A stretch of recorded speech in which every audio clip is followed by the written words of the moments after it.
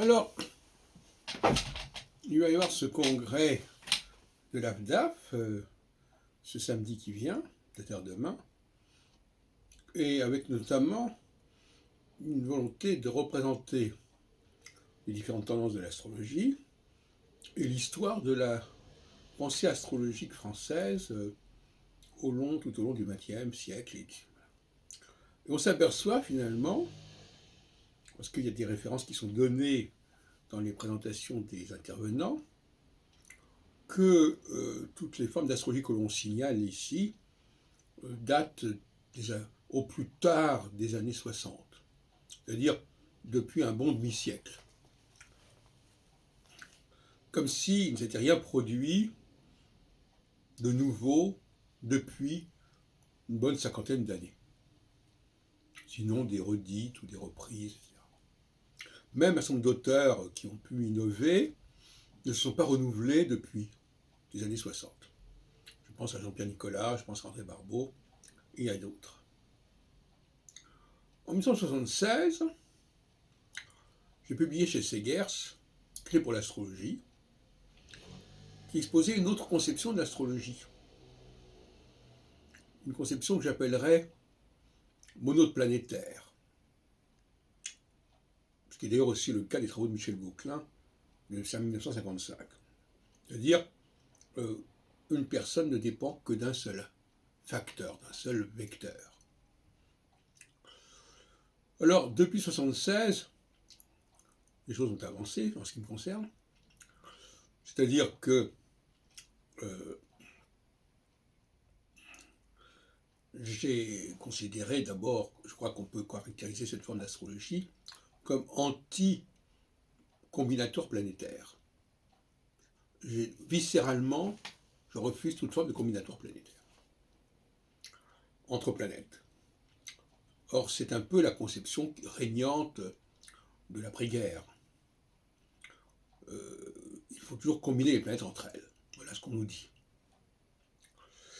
Donc finalement, ce courant, parallèle au courant pluriplanétaire, s'est donc développé depuis une cinquantaine d'années et a abouti à l'astrologie ascendantale. Comme son nom l'indique, une astrologie qui est articulée sur le rapport entre la planète à un moment donné dans le ciel et l'ascendant de naissance. Or, l'ascendant de naissance, ce n'est pas une planète. Et donc, on respecte cette idée de refuser de combiner les planètes entre elles. Alors, entre 1976 et, je dirais, 2019, 2020, l'astrologie ascendantale est très récente, eh bien, il y a eu plusieurs étapes. En 1994, j'ai publié l'astrologie selon Saturne, qui reprend finalement les thèses de 1976, à savoir qu'il faut découper le cycle d'une planète en 4, selon, je disais à l'époque, les équinoxes et les solstices, c'est-à-dire le passage d'une planète sur l'axe équinoxial ou l'axe solsticial.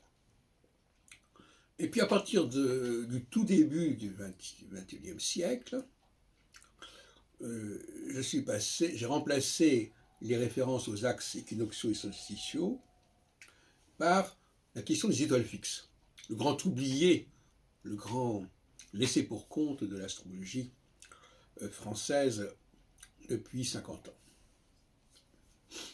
Donc je m'intéressais au passage, non plus des planètes sur les points équinoxiaux et solsticiaux, qui me paraissaient comme relativement abstraits, mais sur des étoiles fixes, et notamment les 4 étoiles fixes royales, Régulis, Antares, Soimalo et Aldéban. Et donc là, se développe ce qu'on pourrait appeler une astrologie stellaro-planétaire, et non plus une astrologie planète-planète, comme celle qui était en circulation et qui l'est toujours. Et puis nous arrivons 20 ans plus tard à l'astrologie ascendantale. L'astrologie ascendantale, comme je l'ai dit, c'est l'astrologie qui, à la différence de ce que j'avais fait jusqu'à présent, s'intéresse au thème natal. Parce que ça a été ma grande erreur, si on peut dire, de ne pas m'intéresser au thème natal et d'étudier simplement les rapports entre planètes et étoiles, ou planètes et axes équinoxiaux et solsticiaux. J'ai redécouvert le rôle de l'ascendant, j'ai découvert que l'ascendant était d'abord s'appelait horoscope, et qu'horoscope, ça veut dire que c'est quelque chose qu'on voit. Qu'est-ce qu'on voit à l'horizon de la naissance? C'est bien une étoile, parce qu'il n'y a pas tant de planètes que ça. Donc finalement, l'ascendant, c'était bien au départ une étoile. Une des étoiles dans les différentes constellations, bon, etc. Et à ce moment-là, j'ai développé cette astrologie ascendantale, que j'ai appelée aussi astrologie charismatique, c'est un autre sujet. Et je dis entre parenthèses que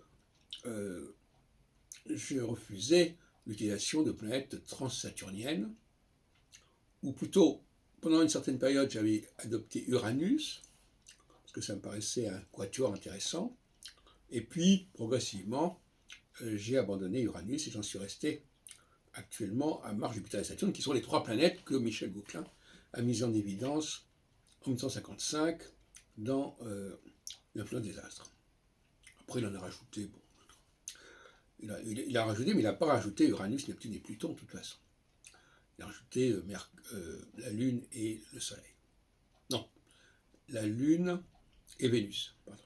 Mais il n'a pas trouvé de résultat pour Mercure et le Soleil. Et donc, l'ascendant, on le connaît, l'astrologie a toujours connu l'ascendant. Même dans les années 50, Barbeau, dans ses bouquins, les petits bouquins sur le seuil, combinait le Soleil et l'ascendant. C'était une sorte de sacrétisme, en fait, entre deux courants de l'astrologie.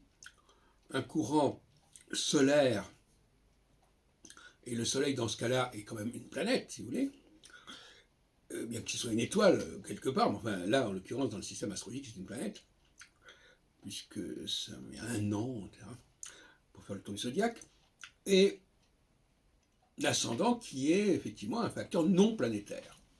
Donc rester dans cette doctrine de l'astrologie qui ne combine pas les planètes entre elles, qui refuse de combiner les planètes entre elles, qui combine les planètes avec un autre facteur, qui serait le zodiaque, qui serait les équinoxes et le solstice, qui seraient les étoiles fixes, etc.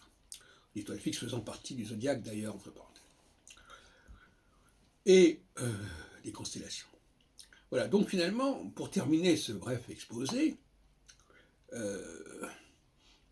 voilà donc depuis près de 50 ans une astrologie stellaro-planétaire, une astrologie qui pose le problème de refuser la combinatoire planétaire qu'on trouve dans le thème astral, qu'on trouve dans les conjonctions de Barbeau et de l'astrologie mondiale, pour une astrologie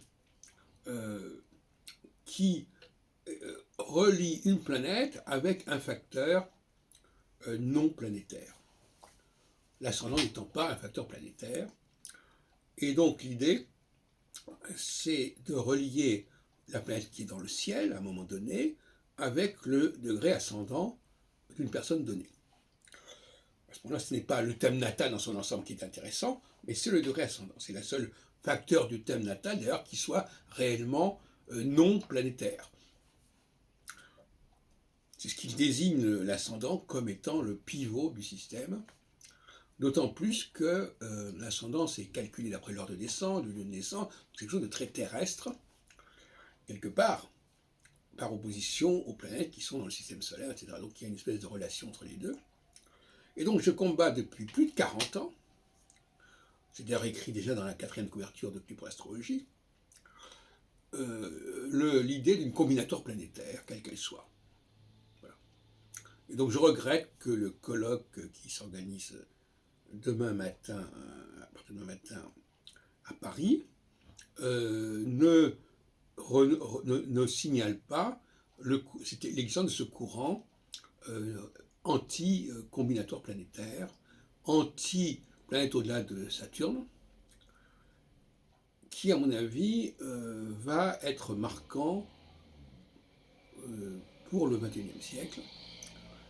Et c'est, à mon avis, la contribution française la plus majeure, la plus importante, depuis justement les années 70.